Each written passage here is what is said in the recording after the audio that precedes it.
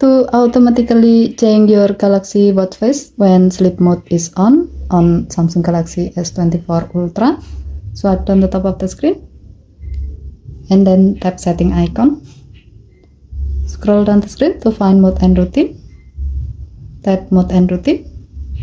While you are in the mode section, tap sleep.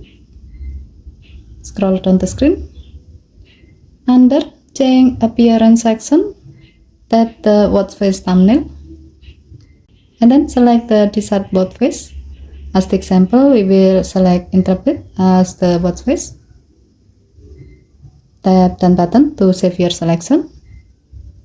With this setting, when the sleep mode is active, your phone will automatically set the selected watch face for your Galaxy Watch. Okay, thank you for watching. Please help to like and subscribe. Have a nice day.